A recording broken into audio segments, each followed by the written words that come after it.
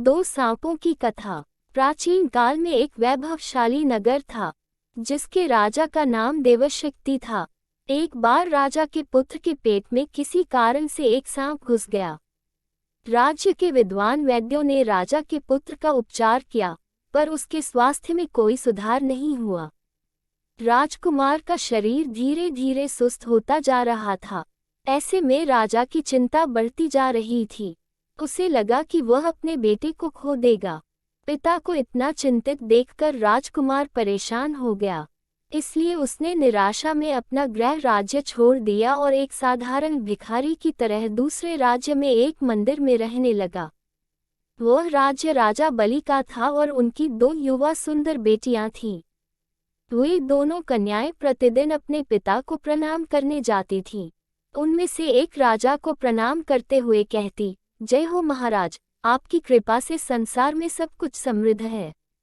और दूसरी कहती, महाराज, भगवान आपको आपके कर्मों का फल दें। दूसरी लड़की की बात सुनकर राजा बलि को गुस्सा आ जाता। एक दिन इसी क्रोध के कारण उसने अपने मंत्रियों को बुलाकर कहा, इस कन्या का विवाह किसी विदेशी भिखारी से कर दो, जिससे इसे अपने कर्मों का फल मिले। राजा की आज्ञा का पालन करते हुए मंत्रियों ने उस कन्या का विवाह उस विदेशी राजकुमार भिखारी से करा दिया।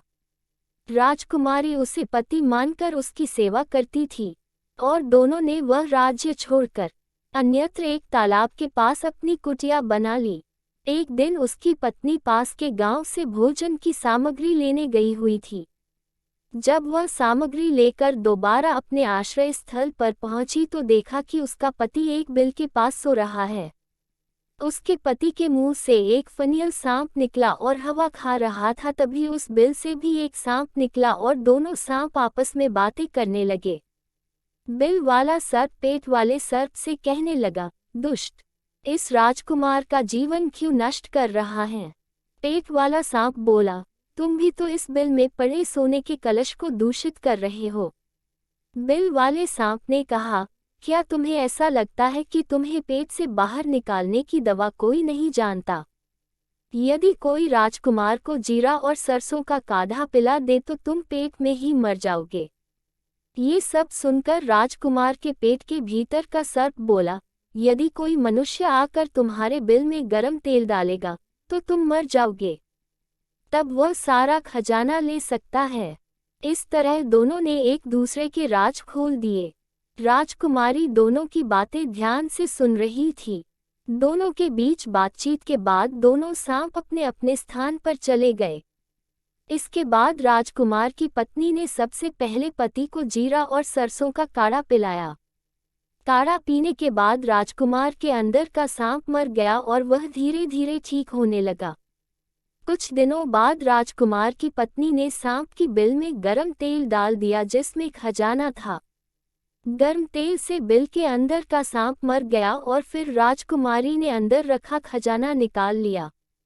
इस तरह सांपों द्वारा बताई गई विधियों से उन दोनों का नाश हो गया, जिससे राजकुमार भी स्वस्थ हो गया और स्वर्ण कलश से दोनों की दरिद्रता भी दूर हो गई। फिर राजकुमार और राजकुमारी अपने राज्य लौट आए। कहानी का भाव। इस कहानी से यह सीख मिलती है कि अगर हम अपने राज खोलते हैं तो हमारा बुरा होना तय है।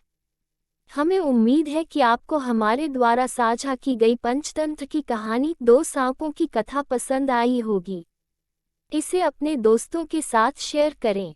आपको ये कहानी कैसी लगी हमें कमेंट बॉक्स में ज़रूर बताएं। तो दोस्तों, ये कहानी आपको पसंद आई हो तो लाइक करें और कमेंट करके अवश्य बताएं और अपने दोस्तों के साथ शेयर करें और चैनल पर पहली बार आए हो तो सब्सक्राइब करना मत भूलें। धन्यवाद।